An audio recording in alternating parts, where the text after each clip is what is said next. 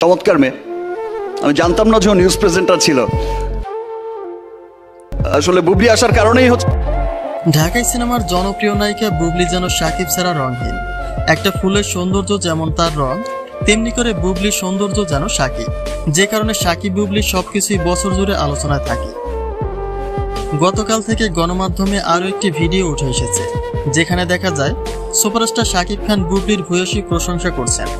সাকিব বলেছেন বুবলিকে তার পক্ষ থেকে অসংখ্য ধন্যবাদ, কারণ বুবলির জন্য নতুন নতুন নায়িকারা উঠে আসার সাহস পেয়েছে। চমৎকার মেয়ে। আমি জানতাম না যে ও নিউজ প্রেজেন্টার ছিল, আর এর মধ্যে অনেক নিউজ প্রেজেন্টারের অফার এসছে। Thank you Bubly. আসলে বুবলি আসার কারণেই হচ্ছে।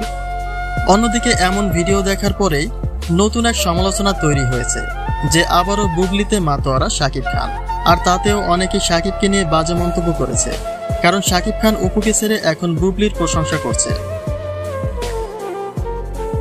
কিন্তু এখানে মূল বিষয় হলো, কাউকে নিয়ে বাজে মন্তব্য করার আগে তার সম্পর্কে আগে ভালো করে জেনে নেওয়া উচিত।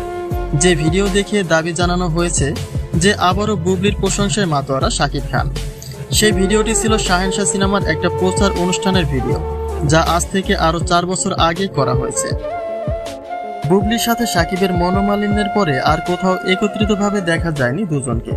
তবে নতুন করে কথা চলছিল যে লিডার আমি বাংলাদেশ সিনেমার একটি গানের বাকি শুটিংয়ে বুবলির সাথে আবারও দেখা যাবে সাকিব খানকে। কিন্তু তাও যেন আর হচ্ছে না, কারণ সাকিব আগামী মাসে আবারও যুক্তরাষ্ট্রে পাড়ি জমাবেন বলে জানিয়েছেন।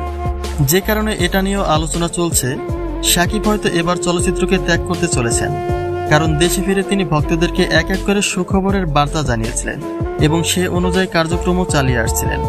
কিন্তু হঠাৎ করে সবকিছু বাদ দিয়ে তিনি আবারও আমেরিকা পাড়ি জমানোর সিদ্ধান্ত নিলেন। তবে এসবের কারণ হিসেবে অনেকে বিরোধীদের দায়ী করছে। দর্শকদের ধারণা, সাকিব বিরোধীদের যন্ত্রণায় এখন চলচ্চিত্রকেই ত্যাগ করার পরিকল্পনা করেছেন।